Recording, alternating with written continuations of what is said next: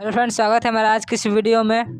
तो आज की इस वीडियो में हम भारतीय वन बुक के बायोलॉजी चैप्टर नंबर 7 आनुवंशिकता तथा जैव विकास के सभी प्रश्नों का आंसर देखेंगे। तो अगर आप हमारे चैनल पर नए हैं तो मेरे चैनल को सब्सक्राइब करके बेल आइकन को ऑल पर सेट कर ले, ताकि मुझे कुछ भी वीडियो बनाता हूँ उसका नोटिफिकेशन आपके पास पहुंचता रहे। और मेरा वीडियो अच्छा लगे तो वीडियो को लाइक कर अपने दोस्तों के पास शेयर करें। तो पहला क्वेश्चन है कि कोशिका में जीन कहाँ अवस्थित होते हैं। कोशिका में जीन कहाँ अवस्थित होते हैं, तो आंसर है कि कोशिका के केंद्रक में क्रोमोसोम पर जीन अवस्थित रहते हैं। दूसरा क्वेश्चन है विभिन्नता के दो मुख्य प्रकार कौन कौन से हैं? तो आंसर विभिन्नता के दो मुख्य प्रकार निम्नलिखित है। पहला है कायिक, दूसरा है जननिक है।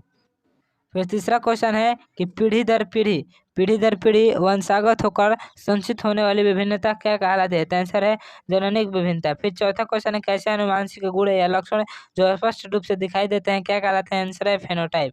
फिर पांचवा क्वेश्चन है कि अनुवांशिकी का पिता कौन कहलाता है? तो आंसर है ग्रेगर जॉन मेंडल।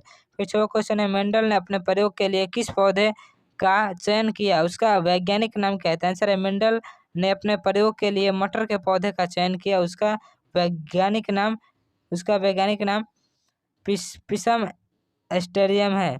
फिर क्वेश्चन नंबर 7 है कि मेंडल के प्रयोग एक संकरण से प्राप्त जिन प्ररूपी अनुपात कितना है? तो आंसर है 1:2:1। 8 नंबर क्वेश्चन कि मेंडल का प्रथम नियम क्या कहलाता है? तो आंसर है पृथक्करण का नियम कहलाता है। फिर है 9 नंबर के आनुवांशिक विभिन्नता के दो मुख्य स्रोत कौन कौन से हैं? तो आंसर है डीएनए की प्रतिकृति एवं क्रॉसिंग ओवर। क्वेश्चन नंबर 10 है कि किस जाति विशेष के एक समष्टि या आबादी में स्थित जीन क्या कहलाता है? तो आंसर है जिनकोष कहलाता है। क्या कहलाता है? जिनकोष। फिर 11 नंबर क्वेश्चन जीव की उत्पत्ति के ठीक पहले पृथ्वी का वातावरण अपचायक था या अपचायक? तो आंसर है अपचायक। 12 नंबर क्वेश्चन है कि उपर्जित लक्षणों के वंशागति द्वारा जैव विकास की व्याख्या किसने की थी? तो आंसर है जेपी लामार्क ने। क्वेश्चन नंबर 13 है कि प्राकृतिक चुनाव द्वारा प्राणियों के विकास का सिद्धांत किसने दिया था? तो आंसर है कि चार्ल्स डार्विन ने दिया था। फिर 14 नंबर क्वेश्चन है कि जीवाश्म की आयु निर्धारण की एक वैज्ञानिक विधि का नाम बताए। तो आंसर है रेडियो आइसोटोप डेटिंग।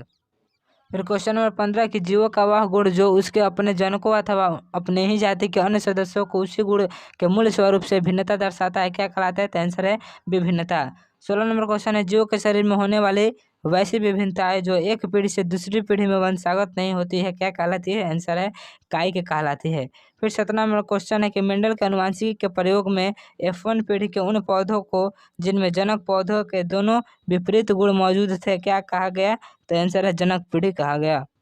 फिर क्वेश्चन है कि मेंडल के एक संकरण के प्रयोग के फलस्वरूप F2 पीढ़ी में उत्पन्न पौधों में लक्षण प्ररूपी अनुपात क्या था? तो आंसर है कि 3:1 था। 3:1। 19 नंबर क्वेश्चन है मेंडल के द्वारा मटर के पौधों पर किए गए अनुवांशिक प्रयोगों में बौनापन किस प्रकार का गुण था, प्रभावी या अप्रभावी? तो आंसर है अप्रभावी गुण था।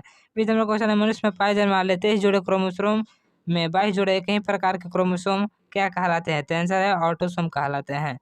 फिर 21 नंबर क्वेश्चन है कि जीव विज्ञान की वह शाखा जिसमें जीवों की उत्पत्ति तथा उसके पूर्वजों का इतिहास तथा समय समय पर उनमें हुए क्रमिक परिवर्तनों का अध्ययन किया जाता है वह क्या कहलाता है? तो आंसर है जैव विकास कहलाता है। फिर 22 नंबर क्वेश्चन है कि प्राकृतिक चुनाव द्वारा जीवों का विकास जैव विकास द्वारा यह व्याख्या क्या कहलाता है? तो आंसर है जैव विकासवाद कहलाता है। जैव विकासवाद कहलाता है।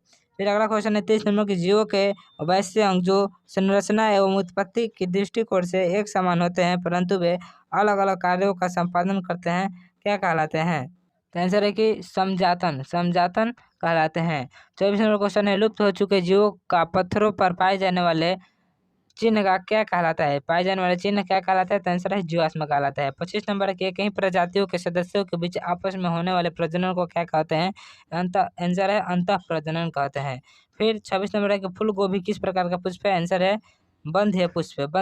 27 नंबर है कि मानव का उद्भव स्थान मूल रूप से अफ्रीका है या एशिया? तो आंसर है अफ्रीका।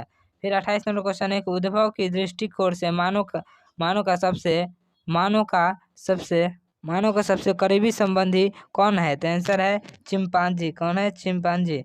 29 नंबर क्वेश्चन है आधुनिक मानव का प्राचीनतम जीवाश्म अफ्रीका के किस स्थान से प्राप्त हुआ है? तो आंसर है यूथोपिया से।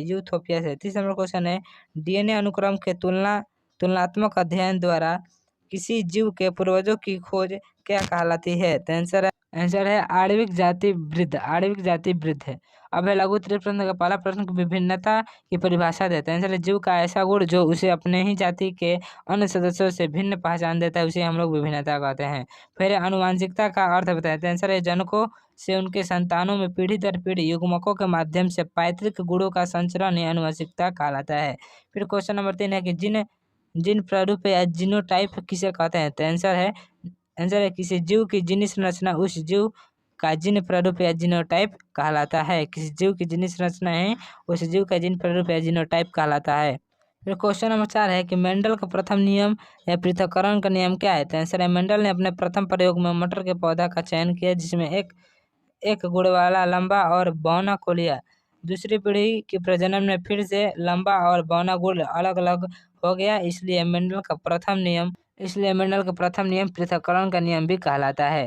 फिर अगला क्वेश्चन है कि जीन कोश क्या है? तो किसी भी प्रजाति विशेष के एक समष्टि या आबादी में स्थित समस्त जीन उस आबादी का जीन कोश कहलाता है। फिर 6 नंबर क्वेश्चन है कि आनुवंशिक गुण से आप क्या समझते हैं? तो आंसर है प्रत्येक जीव में बहुत से ऐसे गुण होते हैं जो पीढ़ी दर पीढ़ी माता पिता से उनके संतानों में संचरित होते रहते हैं। ऐसे गुण को ही हम लोग आनुवंशिक गुण कहते हैं।